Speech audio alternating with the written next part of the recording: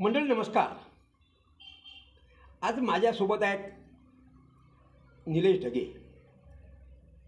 निलेश ढगे हे मुख्य म्हणजे सांगायचं म्हणजे ते प्रॉपर जळगाव जामोदचे आहेत, पण व्यवसायाच्या अनुषंगानं ते अंजनगावला गेले.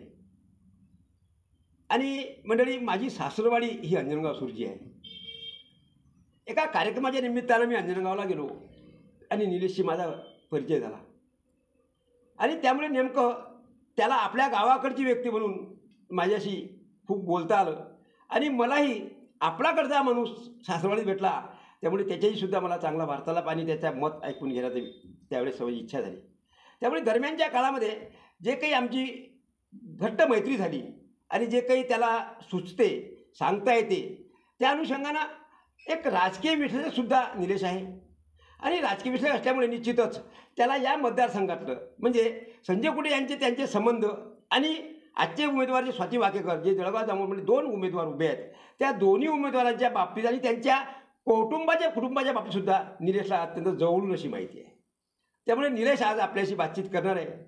मी निलेशला विचारतो, निलेश, आपल्या या मतदारसंघामध्ये आता 2 उमेदवार आहेत जे की ज्या गावाला तुम्ही राहत होते किंवा अजूनही तुमचं वास्तव्य तुमच्या वडिलांचं किंवा तुमच्या कुटुंबाचं वास्तव्य त्या जळगाव जामोद शहरामध्ये आहे. तर अशा परिस्थितीमध्ये आपले संपर्क स्वातीताईसुद्धा कुटुंबाशीसुद्धा आहेत कुशलासोबतपासून आणि संजय कुटे ते तुमचे कधी कधी मित्रच होते, आजही आहेत. तर अशा परिस्थितीत हे 2 उमेदवार खऱ्या अर्थानं या निवडणुकीमध्ये एकमेकाचे स्पर्धी झालेले आहेत. तर तुम्हाला कसं वाटते या दोघांच्या उमेदवाराबाबतीत? नाही, मुळामध्ये मी पहिल्यांदा तर तुमच्या साक्षीदार न्यूज चॅनलच्या सर्व प्रेक्षकांना नमस्कार करतो. बरं. आणि आपल्याला जर मुळामध्ये जर या मतदारसंघाची पार्श्वभूमी बघायची असेल तर आपल्याला थोडंसं इतिहासाच्या काही पानं उलटावी लागतील. बरं. ती उलटल्याशिवाय आपल्याला या गोष्टी कळणार नाही. बरं. मुळामध्ये इथं भारतीय जनता पक्ष विरुद्ध काँग्रेस जरी लढत असली तरीही मुख्य लढत जी आहे ना ही 2 परिवारामध्येच झालेली आहे. म्हणजे एक संजय कुटे वर्सेस इंगळे बरं किंवा वाकेकर आताचे. हां. तर या परिवारामध्ये जी झालेली ही लढत आहे या लढतीची आपण जर पार्श्वभूमी बघितली तर आपल्याला जावं लागेल कृष्णरावजी इंगळे यांच्याकडे जर गेलो आपण. त्यांनी पहिली निवडणूक 1991 मध्ये लढली शिवसेनेच्या याच्यावर तिकीटवर आणि त्यामध्ये त्यांचा भरघोस मतांनी विजय झाला. नंतर ते 93 मध्ये शरद पवार यांच्यासोबत छगन भुजबळ यांच्या माध्यमातून त्यांनी शरद पवारांची साथ घेतली. बरोबर. आणि त्या माध्यमातून ते रोजगार हमी योजनेचे अध्यक्ष सुद्धा झाले. त्यांच्या कार्यकाळामध्ये विकास पण चांगला झाला, तो नाकारता येणार नाही. आणि माळी समाजाचे एक चांगले मोठे नेते म्हणून त्यांचं एक महत्वाचं स्थान या महाराष्ट्रामध्ये उत्पन्न हे तयार झालं. बरं. पण नंतरच्या काळामध्ये काय घडत गेलं तर ते आपल्याला समजणं फार गरजेचं आहे. म्हणजे कृष्णराव इंगळे जरी पहिल्या वेळेस निवडून आले तरी त्यांना एक साजेशी चांगली टक्कर 95 मध्ये आपले कपले गुरुजींनी दिली होती. आणि कपले गुरुजींनी जी टक्कर दिली होती त्यावेळेस भारतीय जनता पक्ष पहिल्यांदा या मतदारसंघामध्ये कुठंतरी रुजल्यासारखा वाटला आणि खास करून तो बारी समाजामध्ये चांगल्या ताकदीने शिरला होता. बरं. मग त्यानंतरच्या काळामध्ये जरी कपले गुरुजींचा पराभव झाला म्हणजे 99 ची निवडणूक आली त्यावेळेस वसंतराव वारुकार हे कृष्णरावचे स्पर्धक होते आणि त्यावेळेस त्यांचा सुद्धा पराभव झाला. परंतु ह्या पराभव होत असताना एक भारतीय जनता पक्षाने या ठिकाणी आपली पकड म्हणजे प्रत्येक त्यांच्या बूथ कमिट्या असतील प्रत्येक वार्डामध्ये प्रत्येक गावामध्ये हा पक्ष पोहोचणं चालू झालेलं होतं. बरं. परंतु आता तोपर्यंत कुटे साहेब राजकारणात कुठंच नव्हते 99 पर्यंत सुद्धा या मतदारसंघामध्ये. आणि त्यावेळेस मी सुद्धा समजा माझे जर काही शैक्षणिक वगैरे ह्या ज्या काही गोष्टी चालू होत्या त्यावेळेस पाहत असताना ह्या सर्व काळामध्ये मी चांगलं म्हणजे प्रत्येक पक्षाच्या कार्यक्रमामध्ये जाणं वगैरे मलाही राजकारणाची जराशी आवड होती. त्यामुळे मी प्रत्येक या ठिकाणी मतदारसंघातील जे भाजपचे त्यावेळेसचे जे नेते होते घनश्यामदासजी गांधी असतील पंजाबरावजी देशमुख असतील या लोकांच्या सोबत माझा संपर्क चांगला होता. कपले गुरुजींसोबत चांगला संपर्क होता म्हणून मला भरपूर या लोकांपासून शिकण्यासारखं भेटलं. आज ते सर्व दिवंगत झालेले आहेत. म्हणजे 95 मध्ये मी कपले गुरुजींच्या सोबत चांगला प्रचार केला होता. त्यांचे साधं ते काही तिकीट आपले जे मतदान हे असतील, पत्रिका असतील वगैरे, ते सर्व वाटप करण्याचं काम मी त्या कार्यखंडामध्ये केलेलं आहे. त्याच्यामुळे मला भाजप हा पक्ष कसा आहे या मतदारसंघातला याची जेवढी माहिती आहे तेवढी साहजिक कुणाला असेल हे काही मी स्वतःहून सांगत नाही. मग नंतर काय कालखंड आला की 2000 साल उजाडलो, 99 नंतरचं. जसा भाजपचा इथं वसंतराव वारुकरांचा पराभव झाला त्यानंतर 2000 साल उजाडलो. या 2000 सालामध्ये अंजनगाव आपल्या जळगाव जामोद शहरामध्ये एक जातीय दंगल झाली होती हिंदू मुस्लिमची. आणि ही दंगल जी झाली होती या दंगलीमध्ये जे म्हणजे ज्यांना झळ पोचली होती ती झळ पोचली होती माळीखेल या भागात राहणाऱ्या तरुणांना जास्त करून. म्हणजे त्यामध्ये त्यांना अटक झाली होती वगैरे. आणि तिथंच वास्तव्य डॉक्टर संजय कुटे यांचं होतं. ते तिथंच राहत होते म्हणून ते त्यांच्या मित्र परिवारातल्या होते ज्या लोकांना ते झळ पोहोचली होती. आणि भाजप खूप ताकदीनं त्यावेळेस पुढे जात होती, ते सरशी करत होती. म्हणजे वार्डाच्या निवडणुका असतील, काही पंचायत समित्या असतील, त्या ठिकाणी ते निवडणुका लढायला लागली, चांगल्या टक्कर द्यायला लागली काँग्रेसच्या उमेदवारांना, पण ते विजयी संपादन करत नव्हती. मग आली नगर परिषदची निवडणूक जळगाव जामोद शहराची 2001 मध्ये. आणि जनतेतून नगराध्यक्ष पदाची ही पहिली निवडणूक होती.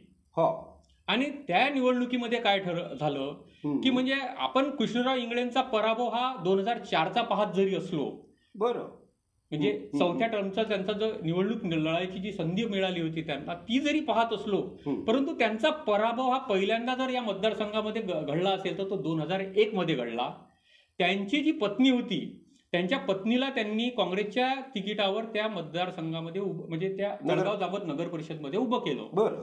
आणि तिथं त्यांचा पराभव झाला. आणि तो पराभव एवढा मोठा झाला होता की म्हणजे नगराध्यक्ष म्हणून अनिताताई जयस्वाल निवडून आल्या होत्या. आणि सोबतच भाजप आणि शिवसेना एकत्र लढल्यामुळे यांच्या 16 उमेदवार निवडून आले होते 17 पैकी. आणि हा सर्वात मोठा या मतदारसंघामधला विजय ठरला भारतीय जनता पक्षासाठी. की भारतीय जनता पक्षाचा नगराध्यक्ष प्लस 11 नगरसेवक आणि शिवसेनेचे 5 नगरसेवक, अशा पद्धतीने एक मोठं त्यांचं विजय हा एवढा मोठा होता की त्या विजयाची म्हणजे दखल या मतदारसंघातल्या मतदारांनी एवढ्या मोठ्या प्रमाणात घेतली की त्यानंतर जशा जशा पंचायत समितीच्या निवडणुका आल्या, जिल्हा परिषदेच्या निवडणुका आल्या, याच्यामध्ये भारतीय जनता पक्षाला फार मोठं विजय मिळाला. आणि हा पक्ष एवढ्या ताकदीने जुळला. आणि मग येणारा जो उमेदवार कुठल्याही पक्षाचा असेल, म्हणजे भारतीय जनता पक्ष जो काही उमेदवार देईल त्या उमेदवाराला यशच मिळणार होतं. म्हणजे संजय कुटे यांच्या जागी जर दुसराही उमेदवार दिलेला असता, म्हणजे पंजाबराव देशमुखांना जरी उमेदवारी मिळाली असती तरी ते सुद्धा त्यावेळेस निवडून आले असते. तुम्हाला सांगतो. म्हणजे काय झालं की मग त्यामध्ये एका 30-35 वयातल्या तरुणाला, म्हणजे संजय कुटे माझ्यापेक्षा मोठे आहेत, पण त्यांना त्यावेळेस उमेदवारी दिल्या गेली. आणि ते एक युवा उमेदवार असल्याच्यामुळे आणि त्यांचं जे फ्रेंड सर्कल होतं ते खास म्हणजे सर्व समाजाच्या लोकांशी होतं.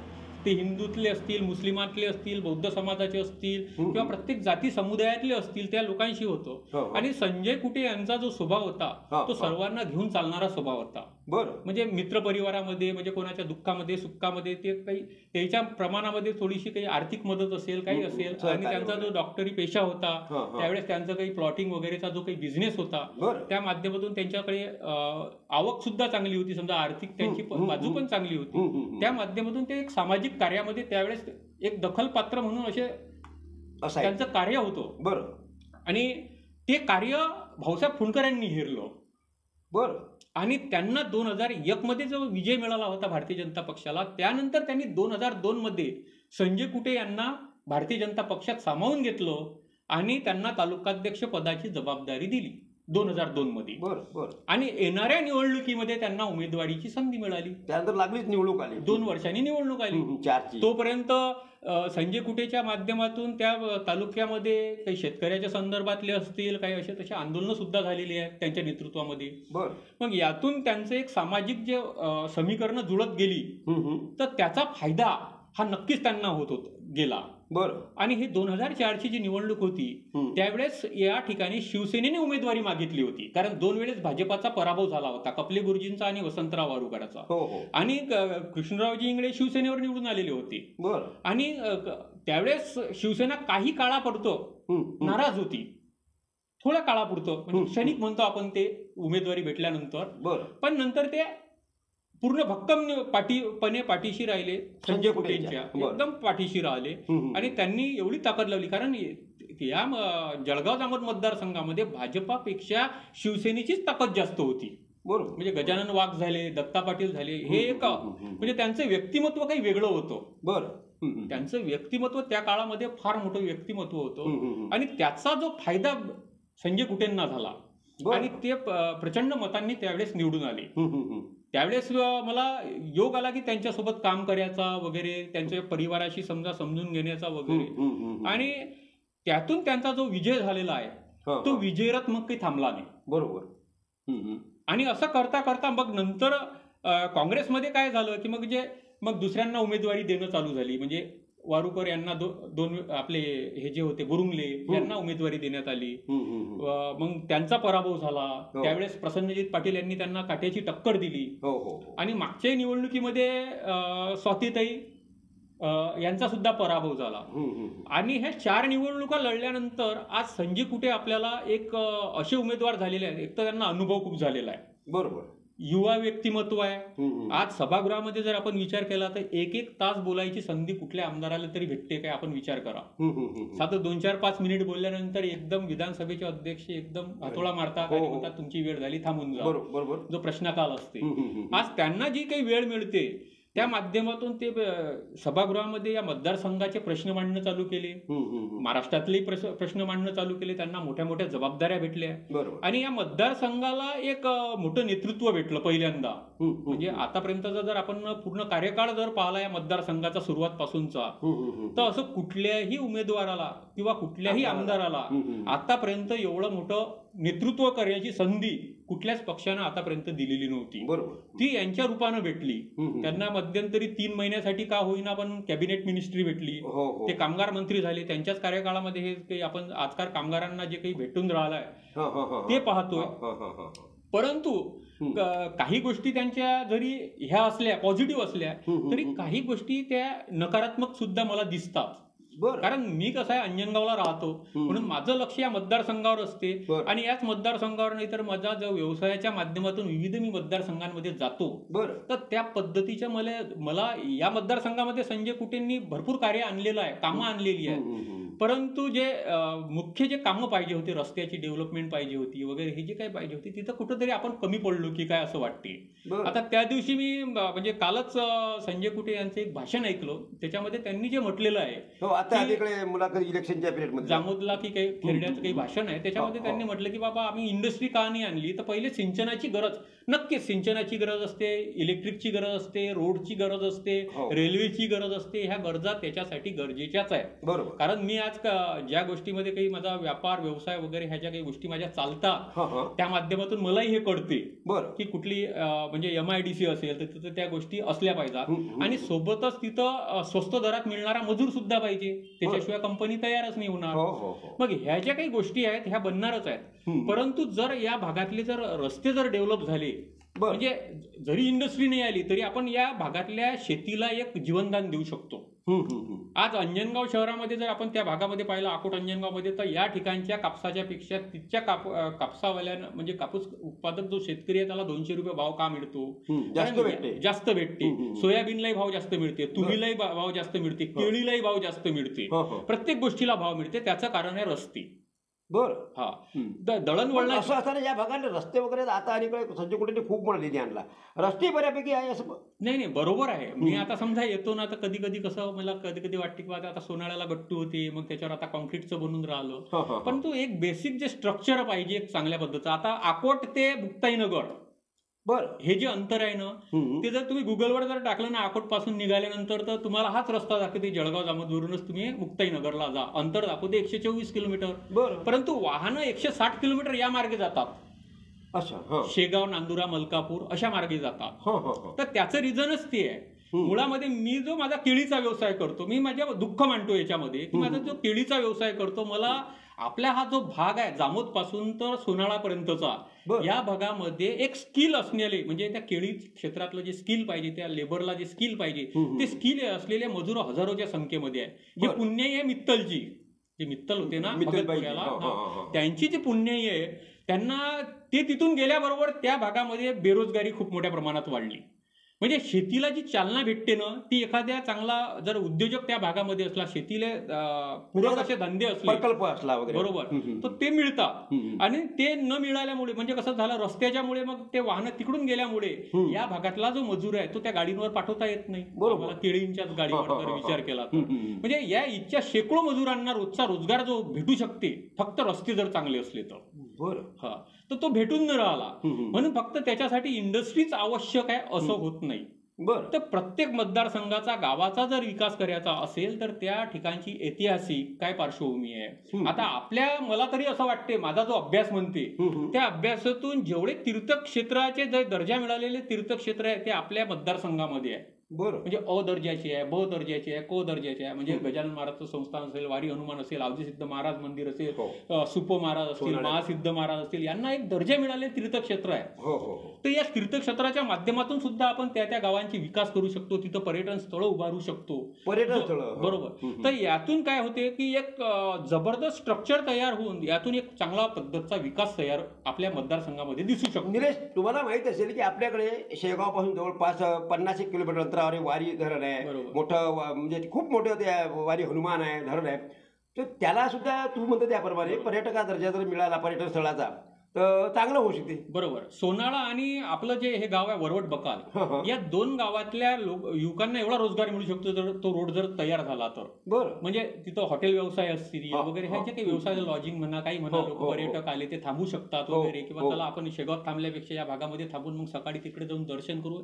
तर ह्या ज्या काही पद्धती असतात ना, हे एकमेकांचं जे तीर्थस्थान वगैरे, हे जे तीर्थक्षेत्र असतात यांना जर जोडणी जर चांगल्या मार्गांनी जर झाली आणि त्या पद्धतीतून सुद्धा आपण विकास साध्य करू शकतो.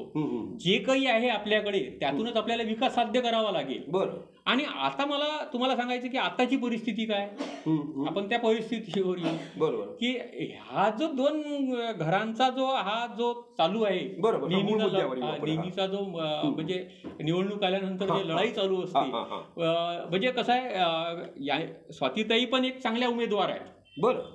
त्यांचा स्वभाव सुद्धा चांगला आहे, सर्व गोष्टी चांगल्या आहेत. परंतु जे कॅडर बेस आहे, जो काही म्हणजे भारतीय जनता पक्षाकडे जो बूथ कमिटीच्या लेवलमध्ये असेल, जे कार्यकर्त्याची एक ताकद आहे, एक जी फळी आहे, त्यांची जी या पद्धतीची यंत्रणा आहे, त्या पद्धतीच्या यंत्रणेमध्ये कुठंतरी हे कमी पडताना दिसतं. काँग्रेस कमी आहे, तुलनेत कमी आहे. आणि त्यामुळे असं एकंदरीत असं चित्र दिसून राहिलं या वेळेस पण मला, की पाचव्यांदा सुद्धा कुठे साहेबच या ठिकाणी निवडून येतील. बरं. त्यात तीळ मात्र शंका नाही. त्याचं कारण असं आहे की गेल्या जरी 4 निवडणुका आपण जरी पाहिल्या तर त्यामध्ये पहिल्या 3 निवडणुकामध्ये ते कमी मताधिक्याने आले, चौथ्या वेळेस जास्त मताधिक्याने आले. यावेळेस मागच्यापेक्षा त्यांचा जो मतांचा जो डिफरन्स आहे तो थोडा आणखी कमी होईल. अच्छा, कमी होईल, पण निवडून तेच येतील. बरं, निवडून तेच येतील, कारण मुख्य लढत या 2च उमेदवारांमध्ये होणार आहे. नितीन, तुम्ही असं म्हणता, पण सध्या स्वातीताई वाकेकरच्या उमेदवार आहेत, त्या महाविकास आघाडीचे उमेदवार आहेत. इथे शरद पवारांची राष्ट्रवादी आहे, तुम्ही म्हणता ते ज्या शिवसेना एक प्रभावी होती तेच गजानन वाघ, दत्ता पाटील वगैरे हे सुद्धा स्वाती वाकेकर यांच्यासोबत आहेत. त्यामुळे असं असताना आणि मध्यंतरी अलीकडे असे प्रचार किंवा अशी यंत्रणा आहे, विकास सुरू आहे, किंवा संजय कुटे यांनी विकास केला नाही, म्हणजे एक अँटी इन्कम्बन्सी सुद्धा त्यांच्याबद्दल काँग्रेस निर्माण करते आहे. बरोबर. तर मग असं असताना तुम्ही संजय कुटेची विजय होतील असं काय म्हणता? नाही, बरोबर. काय वाटतं तुम्हाला? मी पण आता तुम्हाला सांगितलं ना की मला पण ज्या पद्धतीचा दिसायला पाहिजे त्या पद्धतीचं दिसत नाही. परंतु मतदार हा की फार सुज्ञ आहे. बरं. मतदार काय बघणार आहे की सभागृहामध्ये कुणाला वेळ जास्त मिळते, बरं, कोण जास्त निधी आणू शकते, बरोबर, कोण सिनियरिटीमध्ये जास्त आहे. दोन नेत्यांमध्ये तुलना बघेल ना मतदार सुद्धा. अगदी बरोबर. हो, बरोबर आहे. त्या 2 नेत्यांमध्ये तुलना बघितल्यानंतर स्वातीताई ह्या तिथं नवख्या पडतील.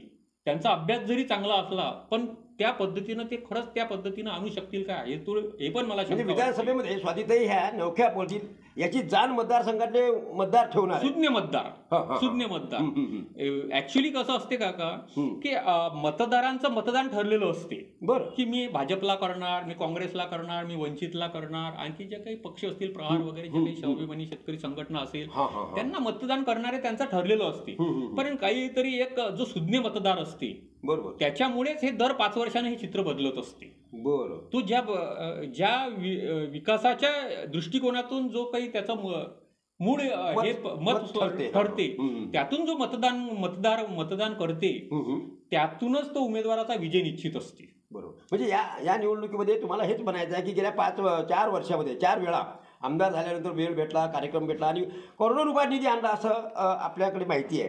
तर असं असताना विकास कामंही सुद्धा त्यांच्याकडून झालेले आहेत. आणि हे बरोबर आहे की जो खऱ्या अर्थानं अगदी पहिल्यापासून अनुभवी आहे आणि नवीन व्यक्ती आपण जर दिला तर त्याला तो अनुभव यायला सुद्धा वेळ लागेल. त्यामुळे तेवढ्या कालावधीमध्ये आपला मतदारसंघ मागे जाईल. त्यामुळे कदाचित संजय कुटे यांच्याकडे लोकांचा हे मतदार कल वाढतेच. आता जरी ती नाराजी दिसत नसली, एक लक्षात घ्यायचा, जशी जशी निवडणूक प्रक्रिया जवळ येत राहते तशा पद्धतीनं कसं असते, कुठेतरी लोक पहिले नाराज्या व्यक्त करतातच, पण नंतर ते लाईनवर येतात, ट्रॅकवर येतात, ते टळत नाही लवकर. आणि विषय कसा आहे माहितीये काय की तशी वेळ अजून दिसत नाही. जसे कुठेचा विजय झाला होता असं कुणाला वाटत नव्हतं की कृष्णराव इंगळेंचा पराभव होईल.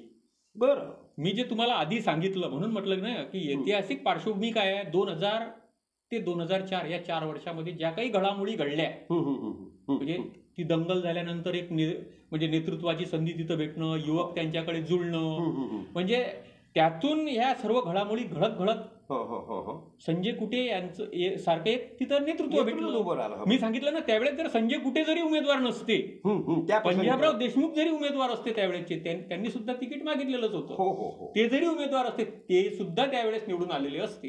म्हणजे असं म्हणायचं आहे की अजूनही संजय कुटेंचा पराभव करणारी व्यक्ती नाही, तसे सिच्युएशनच तयार नाही ना अजून. म्हणजे संजय कुटेला पर्याय अजूनही नाही असं तुला सांगायचं आहे का? हो, कारण बघा मी म्हणजे मला त्यावेळेस काही लोक हसायचे. म्हणजे मी 2004 मध्ये समजा कुटे साहेबांसोबत काम करत असताना काय झालं होतं की हसायचे की कसे काय निवडून येतात, काय येतात. मी असं त्यावेळेस काही म्हणजे आताही वाटेल कुणाला की असं म्हटलं होतं की एक दिवस संजय कुटे तुम्हाला या म्हणजे मतदारसंघातून मुख्यमंत्री झालेले सुद्धा दिसतील असं भरपूर जणांना सांगितलेलं आहे. म्हणजे मी अंजनगावला जातो त्या परिसरात सांगितलेलं आहे. त्या लोकांना माहित आहे. हे निलेशने आपल्याला त्यावेळेस पहिल्या टर्मलाच सांगितलेलं आहे. आज 4 टर्म झाले, ते कॅबिनेट मिनिस्टर सुद्धा झाले. बरोबर आहे ना. आणि त्यांचं डिव्होशन त्या पक्षासाठी खूप आहे. आता विरोधक जरी म्हणत असेल की त्यांनी बॅगा उचलल्या नेल्या, तर ते एक पक्षाचं काम आहे. आता मी तुमच्या गाडीमध्ये प्रवास करून राहिलो, तुमच्याजवळ जर 3 बॅगा असल्या आणि तुमच्याजवळ 2 उचलल्या चालल्या, तर मी एखादी उचलणारच आहे. एअरपोर्ट आहे ना, एअरपोर्टवरून स्वतःच्या काय असं म्हणजे ह्या ज्या काही गोष्टी असतील समजा सत्तांतर वगैरे, आजकालचं राजकारण कसं झालेलं आहे काका, रामाचं राजकारण राहिलेलं नाही. बरं, इथं कृष्ण बनाच लागेल. तुम्ही म्हणसाल नैतिकता वगैरे, भारतीय जनता पक्ष बदलला वगैरे, मला सुद्धा म्हणजे आताचा भारतीय जनता पक्ष त्या पद्धतीचा वाटत नाही.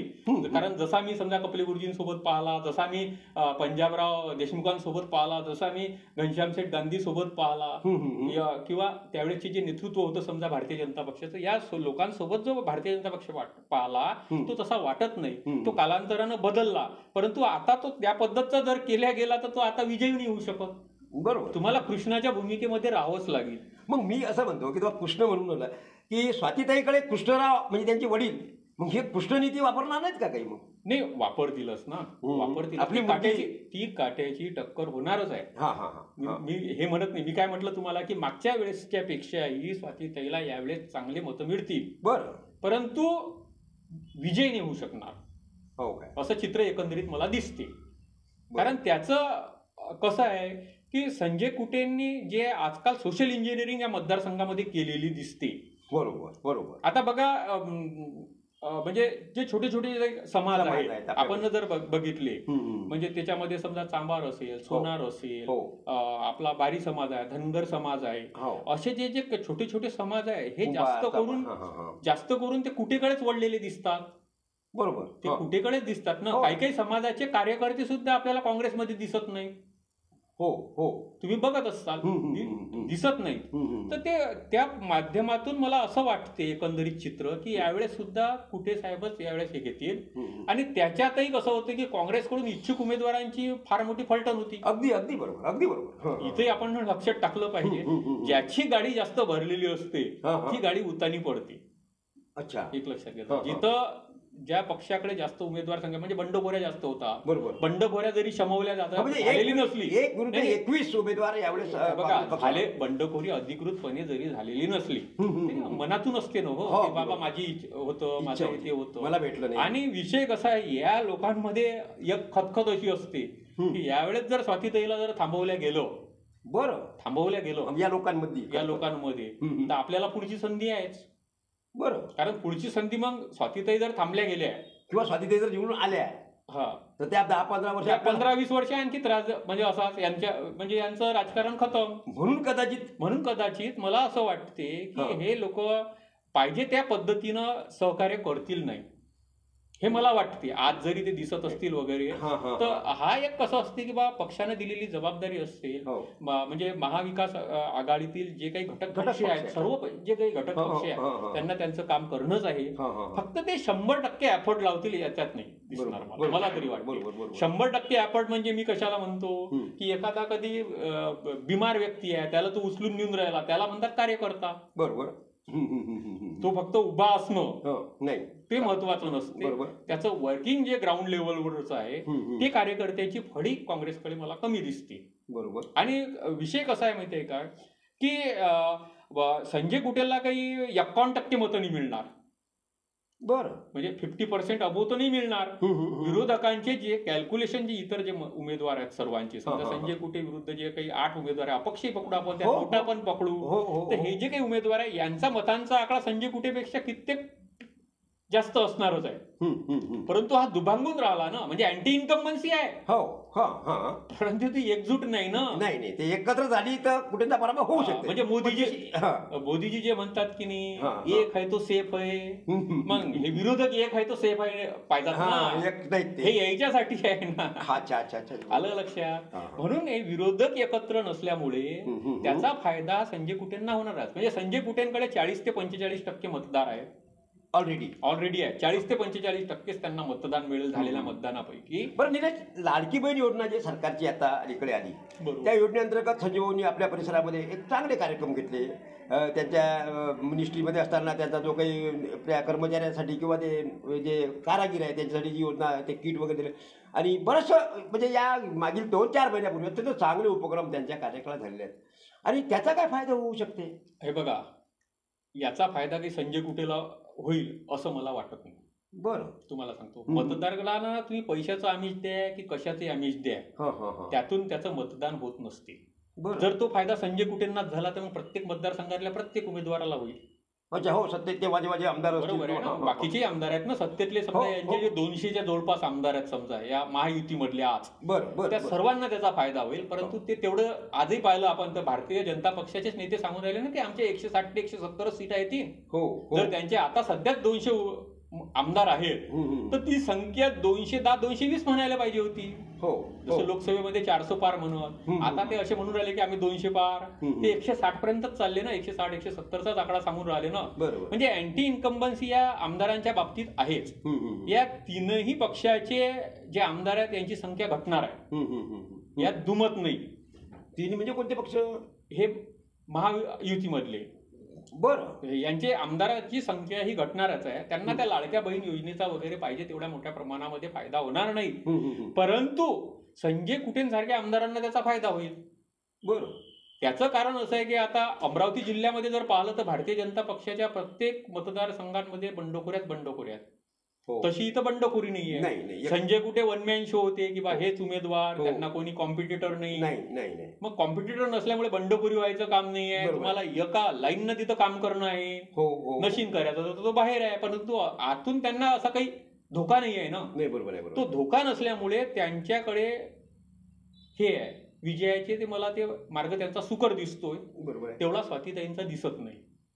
एकंदरीत निलेश याचा या क्षेत्रातला अत्यंत चांगला अनुभव आहे आणि जळगाव जामोद शहरामध्ये अगदी लहानपणी गेल्यापासून किंवा आताही आपल्या व्यवसायानिमित्तानं बाहेर गेल्यानंतरही निलेशला अत्यंत आपल्या या मतदारसंघाची आवड आहे. या मतदारसंघामध्ये जरी अँटी इन्कम्बन्सी असली तरीही संजय कुटे यांना पराभूत करणारी शक्ती या मतदारसंघात अजून अस्तित्वात आली नाही किंवा असं काही निर्मिती कुठे झालेली नसल्यामुळे संजय कुटेच हे या मतदारसंघाचे पुन्हा म्हणजे 5व्यांदा विधानसभेमध्ये आमदार असतील. निलेश, हे सर्व झाल्यानंतर आता मला थोडा राज्य पातळीवरचा एक प्रश्न तुला विचारावा वाटते की अशा परिस्थितीमध्ये महायुती आणि महाविकास आघाडी लढत असताना राज्यामध्ये सरकार कोणाचं येईल ना. मी तुम्हाला एक सांगतो हा प्रश्न तुम्ही एक चांगला विचारला मला. 23 तारखेच्या नंतर म्हणजे निकाल लागल्यानंतर सर्व मतदारांना पश्चातापाचीच वेळ येणार आहे. बापरे. जशी सिच्युएशन ही आता मागील काळात झाली होती म्हणजे 2019ला सरकार स्थापनेच्या वेळेस तशीच सिच्युएशन येणाऱ्या काळामध्ये होईल. कुठला पक्ष कुठल्या सोबत जाईल, कुठला आमदार कुठं जाईल. कारण यावेळेस जरी भारतीय जनता पक्षासारखा पक्ष 150 जागा जरी जवळपास समजा अधिकृतपणे लढत असला तरी अनधिकृतपणे त्यांचे इतके उमेदवार उभे आहेत बरं की म्हणजे काय होणार हे सांगता येत नाही. म्हणजे मैत्रीपूर्ण लढती तर आहेतच, पण झेंडे भाजपचे आहेत. आता समजा दर्यापूर मतदारसंघामध्येच असे रमेश बुंदिले जे आमदार आहेत, माजी आमदार, ते स्वाभिमानी युवा स्वाभिमानवर उभे आहेत. तिथं भाजपाचे झेंडे वापरून त्यांचं काम चालू आहे. आणि महायुतीचे उमेदवार आनंदराव अडसूळ आहेत. असं त्या मतदारसंघाचा मुलगा त्यांचा अभिजित अडसूळ उभे आहेत. तर अशाच पद्धतीच्या लढाया ह्या प्रत्येक ठिकाणी आहेत. म्हणून त्याच्यामुळे मला असं वाटते की येणाऱ्या काळात आपल्याला अपक्षांची संख्या जास्त दिसेल. हे छोटे छोटे जे पक्ष आहेत ना, यांची संख्या निवडून आलेली जास्त दिसेल. कारण चौरंगी पंचरंगी अशा लढती जास्त आहेत महाराष्ट्रामध्ये. आणि त्याच्यात हे जे निवडून आलेले लोक आहेत यांना भारतीय जनता पक्ष बरोबर कॅप्चर करेल असं मला वाटते. त्यांना जरी कमी पडल्या सीट्स तरी सुद्धा तर ते सत्तेच्या वाटचालीकडे जाऊ शकतात. परंतु मला एकंदरीत चित्र सध्या महाविकास आघाडीसाठी चांगलं दिसून राहिलं. त्यांच्यासाठी पोषक आहे. बऱ्याच ठिकाणी पोषक वातावरण आहे. अँटी इन्कम्बन्सी आहेच आणि सरकारची आहे, महागाई जी वाढलेली आहे वगैरे आहे. आणि जरी समजा लाडक्या बहीण योजनेला तुम्ही 1500 दिले, परंतु जो टॅक्स पेयर जो वोटर आहे, जो भाजपचा पारंपरिक वोटर आहे, त्याला हे पटलेलं नाहीये. अच्छा, की त्याला असं वाटते की हे फुकटात वाटणं हे कामाचं नाहीये. बरोबर एक लक्षात घ्या. तर त्याच्यामुळे तो सुद्धा या सरकारला फटका देऊ शकते, जो तो वोटर आहे. म्हणून महाविकास आघाडीच्या बाबतीत सध्या म्हटलेलं गेलं तर त्यांच्या बाबतीत चांगलं हे दिसून राहिलं. कारण आता जर शिवसेनेचा जर विचार केला, उभाटाचा समजा आपण, उद्धव ठाकरेंच्या, तर त्यांनी काय केलेलं आहे की यावेळेसच्या ज्या उमेदवार आहेत की नाही, त्या सेकंड आणि थर्ड रँकच्या कार्यकर्त्यांना मिळालेले आहेत. बरं, म्हणजे बघा समजा बऱ्याच ठिकाणी आम्ही पाहतो, अमरावती जिल्ह्यातील दोन्ही जर जागा पाहिल्या तर त्यांना राजकीय काहीच पार्श्वभूमी नसलेली, त्यांच्या घरात कोणी नगरसेवक नसलेल्या उमेदवारांना सुद्धा त्यांनी आजकाल उमेदवारी दिल्यामुळे कोऱ्या पाट्यांना, जसे बाळासाहेबांनी त्यावेळेस शिवसेना वाढवली होती, सर्वसामान्य लोकांना तिकीट दिली होती पण त्यातून ते आमदार बनले होते, अशीच संधी बऱ्याच जणांना आलेली दिसते. कारण त्यातून नवीन समीकरणं जुळतील आणि यातून नक्कीच ते महाविकास आघाडी विजयापर्यंत जाईल असंही मला एकंदरीत चित्र दिसते. परंतु हे जे तुम्ही मला जे विचारणार आहे मला ते कळलं. परंतु आपण पाहतो मध्य प्रदेश असेल, राजस्थान असेल, गोवा असेल, या तिन्ही ठिकाणी काँग्रेसची सरकार आल्यानंतरही यांना टिकवता आली नाही. आणि जिथे भाजपाची सरकार नसताना सुद्धा त्यांनी बनवली, अशीच सिच्युएशन 23 नंतर आपल्याला पाहायला मिळायला हरकत नाही. म्हणून एकंदरीत निलेशने अत्यंत चांगल्या पद्धतीचं विवेचन आमच्या दर्शकासाठी केलं. निलेश वयानं जरी लहान असला, शरीरयष्टीने जरी जाडा पतला असला, तरी राजकीयदृष्ट्या एक प्रगल्भ व्यक्ती आहे असं मला वाटते. कारण माझ्याशी आतापर्यंत जे काही सोबती आले, त्यांची चर्चा झाली, त्यापैकी निलेश यांनी अत्यंत चांगल्या पद्धतीनं आपलं मनमोकळेपणानं आणि सरळ आपलं मत व्यक्त केलं. जळगाव जामोद मतदारसंघही त्याचा अगदी पहिल्यापासूनचा संबंध आहे आणि या मतदारसंघामध्ये भारतीय जनता पक्षाचे उमेदवार पर्यायानं संजय कुटे यांचा विजय होईल असं निलेशचं यावरून दिसते. आणि देश पातळीवर, राज्य पातळीवरचा त्याचा जो अभ्यास आहे तो सुद्धा वाखाणण्याजोगा आहे. मंडळी, निलेशशी आज मनमोकळेपणानं बोलता आलं, चर्चा होत आली आणि निश्चितच निलेश यांच्या चर्चेतून आपल्याला काय घेता येईल हे आपण घेतलं पाहिजे. आता निलेश आला, आपली चर्चा झाली, त्याबद्दल निलेशचा मी आभारी आहे. धन्यवाद.